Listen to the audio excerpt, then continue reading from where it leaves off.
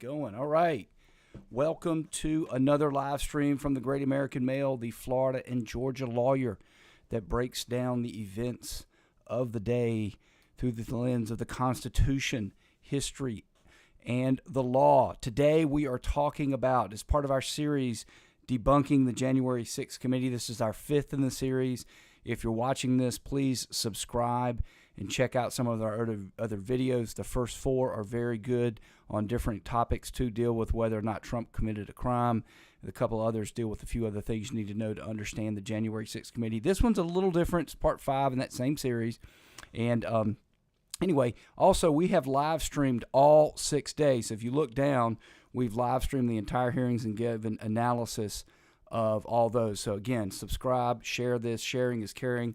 Let people know about this channel so we can continue to do good content for you. So let's get right to the point of a couple of mistakes the January 6th committee made yesterday during day 6 that no one else is talking about. No, I'm not going to talk about the fact that Cassidy Hutchinson likely lied about what Trump did in the Beast when he wasn't even in the Beast. No, I'm not going to talk about the fact that she claimed handwriting was hers and it wasn't hers. I'm not going to talk about that. I'm going to talk about 2 mistakes the committee made. Now, I want you to imagine yourself, folks. You are running a show trial. You get to conduct all your witnesses' interviews in secrecy, right? You get all this evidence. You don't show anybody except what you leak to the media. Then you get to create a presentation. This isn't a hearing. This is a presentation, right? It's completely controlled. You don't have any opposition. How do you make these 2 critical mistakes? Now, if you're looking here, we're looking at a video. The entire, this is, I believe it's ABC's feed, and it's AP's feed from YouTube. You can look at this yourself, all right? Don't take my word for it. This is moment 1:30:07 of 1:55. So they're an hour and a half into an hour and 55-minute hearing, and she gets asked this question. I want you to listen to this answer. Now, I want you to understand, up until this point, Miss Cassidy had actually, again, I don't agree with a lot of the things she said, but let's set that aside, folks. Let's set aside that she's there to largely testify against Trump. She had been a good witness in the sense that she's attractive. And folks, if you don't think that matters and you hadn't practiced a lot of cases, trust me, it matters. Her demeanor had been good. She seemed like an honest Republican that just kind of didn't like what was going on and didn't like what was happening and just doing her duty. And then they asked this question. Why would you ask this question? Makes no sense. And they get this answer. Take a listen. Not doing anything wrong, and that, quote, Mike deserved it, helps us to understand why the president did not ask the rioters to leave the Capitol for multiple hours. In fact, he put this tweet out at 2:24 p.m. We all remember the tweet. Ms. Hutchinson, do you recall seeing this tweet in which the president said the vice president did not have the courage to do what needed to be done? I do. Now, folks, again, as a practicing lawyer, I mean, I've tried more cases than I can count. You see this all the time in the courtroom, and it's an art. It's not a science, but this is just out over your skis. This is one question too many. Take a listen. Ms. Hutchinson, what was your reaction when you saw this tweet? As a staffer that worked to always represent the administration to the best of my ability and to showcase the good things that he had done for the country.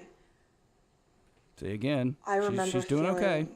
Frustrated, disappointed. Still okay. And really, it felt personal. I was really sad. Taking a bad turn. As an American, I was disgusted. It was unpatriotic. It was un-American. We were watching the Capitol building get defaced over a lie. Down goes Frazier. Down goes Frazier. You just took a witness who had gotten you a lot of stuff. And I know people are telling you about the fact that she's wrong. They can cover that easily about the Beast stuff, folks. She can just say, hey, well, I that's what I heard. That's what they told me. Maybe what they told me wasn't true. That's not my fault. And then they can kind of cover the handwriting thing. I mean, that one's a toughie. But, she could just say, oh, well, I got confused that day. No big deal. It's all coverable, but not now. Literally, this woman is about to leave the stand, folks. okay? And this is live. She's about to leave the stand, and you just destroyed her credibility. She now sounds like a raving anti-Trumper, like all the committee. I mean, we all know their witnesses are biased, folks, but you don't need to, like, put a sign on them like that. That was mistake, huge mistake number one that nobody's talking about. They got all that testimony from that witness, and bam, in 1 second, she sounds like a raving lunatic. Here's the next mistake. This is Miss Cheney who's doing closings. You know, if this weren't a show trial, if this were actually an American trial, you don't get to do an opening and a closing every day. When I go try cases, I don't get to make an opening before I bring a witness up, and then put the witness up, and then make a closing after the witness is released. But apparently, on January 6th committee, you get to do that. And again, here's Liz Cheney doing her closings yesterday. Take a listen. Oh, well, come on now. While our committee has seen many witnesses, including many Republicans, testify fully and forthrightly, this has not been true of every witness. And we have received evidence of one particular practice that raises significant concern. Our committee commonly asks witnesses connected to Mr. Trump's administration or campaign whether they've been contacted by any of their former colleagues or anyone else who attempted to influence or impact their testimony. Without identifying any of the individuals involved, let me show you a couple of samples of answers we received to this question. So again, this is why it's a show trial. We're not going to tell you who. We're not going to let you face the accusers. I mean, she could have just typed this up herself, but that's not the problem. We're going to get to the problem. A little bit more. Here's how one witness described phone calls from people interested in that witness's testimony. Before I let you read it, well, you can read it now. Folks, you understand, they got 1 million pieces of evidence back there. They won't let you see it, like except what they leak to the media they bring out here. They got 1 million pieces of evidence. They've showed us about 200 of the million, okay? They reached in. This is the best they got. Understand, best they have.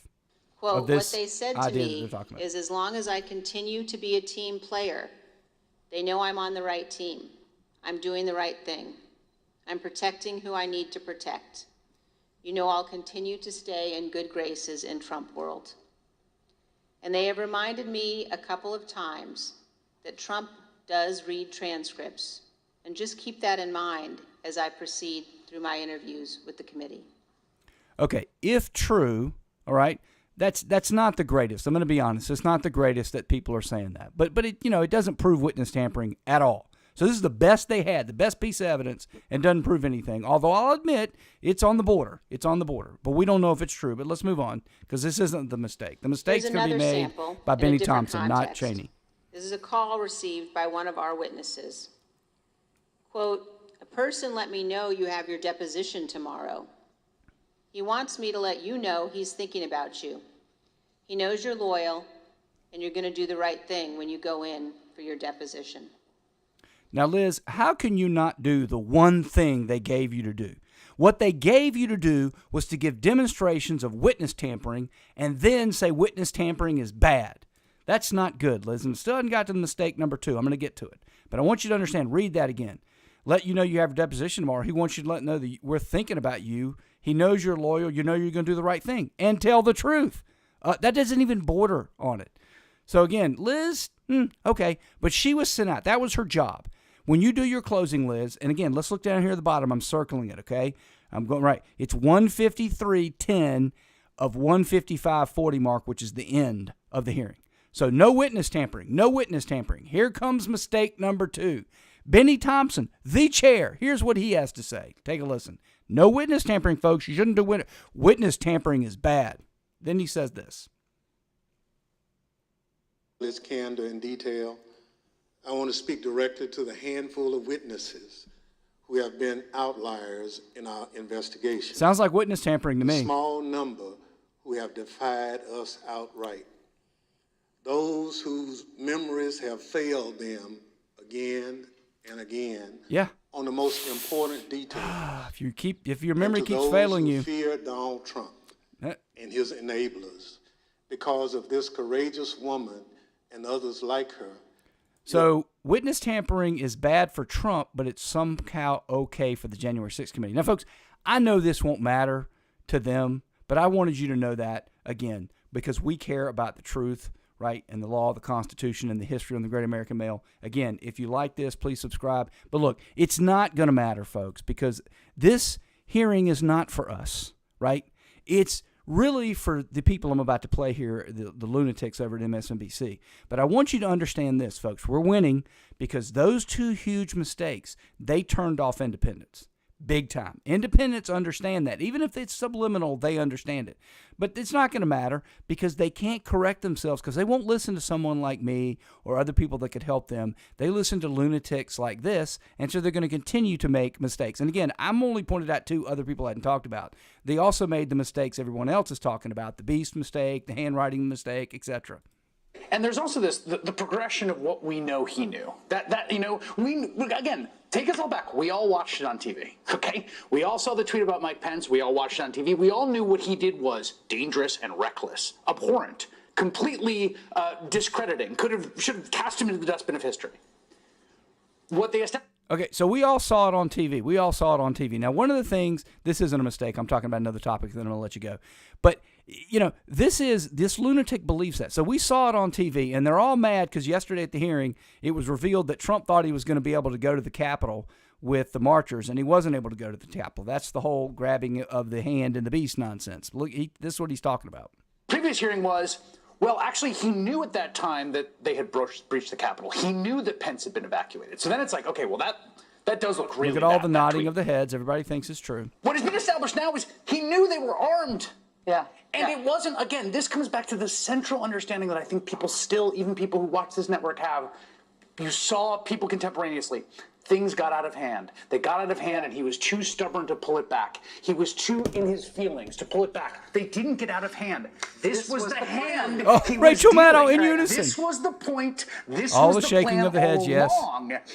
This was not an accident. This did not go sideways. This went the way that Rudy Giuliani, when he asked Cassidy Hutchinson if she was excited about January 6th, the way he thought it was going to go, except for one thing. They didn't let him go to the Capitol. Right. And that's the only thing. So if they'd have let him go to the Capitol, folks, right? Like Braveheart, freedom! Trump would have gone, and he would have helped them storm the Capitol. And then they would have, and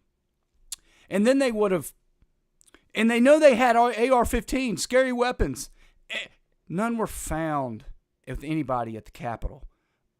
These people are not sane.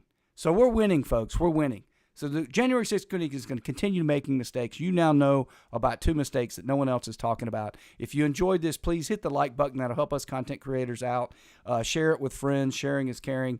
And we will see you the next time we do something about January 6th. We've got a podcast, got a lot of things here. Interesting channel. Hope to see you next time.